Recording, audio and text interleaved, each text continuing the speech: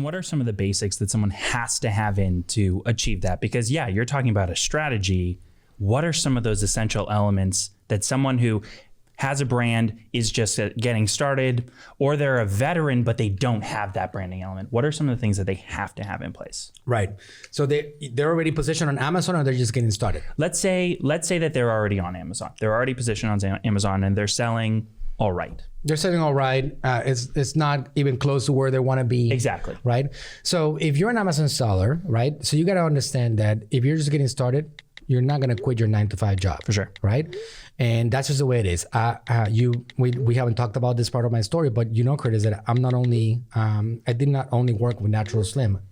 I began with 2 businesses, right? And a business that I created, I was having a 9-to-5 job, and it was a bed sheets business. Yes, that's right. And I can tell you guys all about it because I sold this business already. All right. So I sold it in 2017, and that led me towards opening up my agency because you know, I was like, okay, what do I do now? And I opened up a marketing agency, which is AGM Marketing, which stands for Attention Grabbing Media.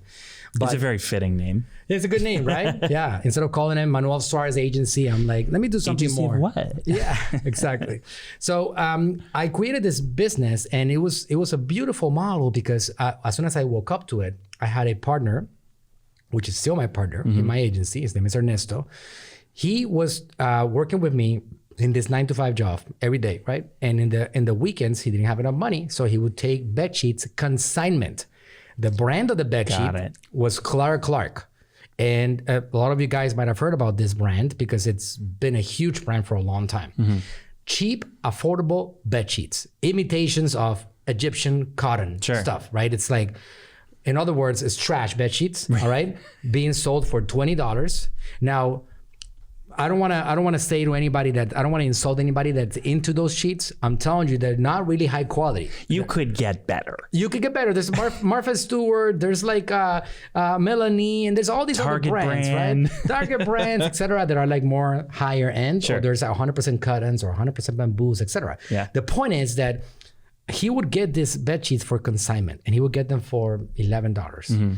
And then he would put a desk and a banner, and he would get himself in the middle of the streets, somewhere, in the corners, in empty lots, in gas stations, and he would put these bed sheets up for sale. And he would sell a lot. People would stop and buy his bed sheets, and he was doing pretty well with it. So as I was learning about Amazon and understanding how it works, and I was consuming as much content as possible and looking at YouTube videos and doing this training and doing that stuff. YouTube University. YouTube University, right? Whatever I could find that would give me some data, I said, Ernesto, come over here. I got an idea. Why don't you let me have some of those bed sheets, and let me see if we can make a market on this. But you know what? Instead of doing a reselling 𝗟𝗢𝗥𝗘, I want to do a private label brand. All right, let's do it. All right, because that's the way that it's supposed to be done. Everybody's talking about private label. Yeah, let's go ahead and do that. So I went to the computer. We created a label, and we printed it out, and it was called Cozy House Collection. And you guys are going to find it right now. You're going to see the powerhouse of the brand that I built with these 2 hands, all right, that I built. And we launched it. Cozy, I tried to get 𝗍𝗍𝒑. Yeah. It was not available. So I said, forget about it. We're going to go to the UK spelling of Cozy, 𝐶𝑂𝑠𝑦. Let's go. Awesome. We're a UK brand, man. This Puerto Rican kid, right? It's Royal. That's better sheets anyway. Cozy House Collection. So we created Cozy House Collection. We printed the labels. We took away the labels from the bed sheet. And we stamped ours. And congratulations, you have a private label brand. Right. And then we launched it. And you know what happened, Curtis? Guess what? We started selling. And we started selling, and I sold another one, and then another one, and then one day I sold 8, and I sold 10, and I'm like, oh my God, this is incredible. What's going on? And then we got another partner involved, who's the one that would supply the consignment, and then we formed a trio. So my first business, which was doing $6 million a year in its second year. In the second year, cost me $0. For those of you guys, all right, that are saying right now, yeah, but doing an Amazon business costs money, and you gotta have money for inventory, and you gotta have money for this, and it takes money to make money.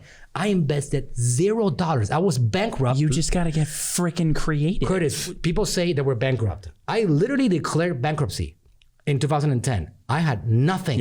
All I did was that I figured out platforms. I learned, I observed, I looked around. What can I find? What can I do? How can I leverage things? And I obsessed, and I had a signal. I had an internet signal.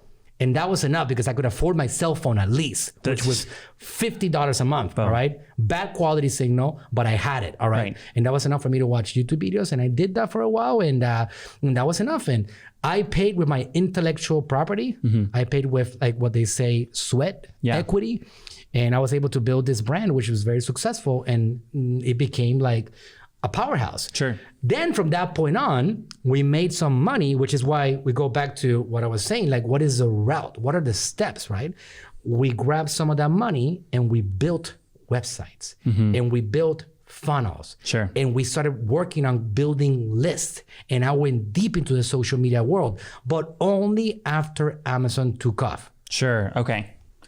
So you already had flow coming in, and now you're looking at, okay, how do we expand this outside of the normal reach of Amazon? So you gotta focus on taking Amazon off. Okay. Like you gotta make it take off.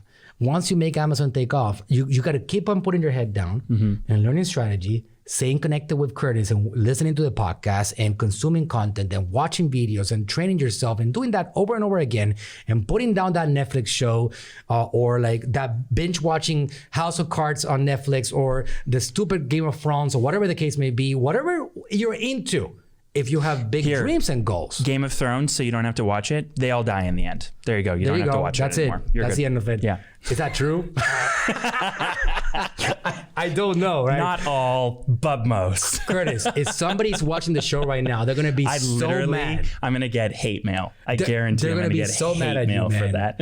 That's like next level ruining, spoiling shows, right? Okay, but you got to invest your energy in making yourself better. Yeah. And it has to match whatever ambitions you have, right? If you have big goals and dreams, then you got to make sure that whatever energy you're putting matches that. Yeah.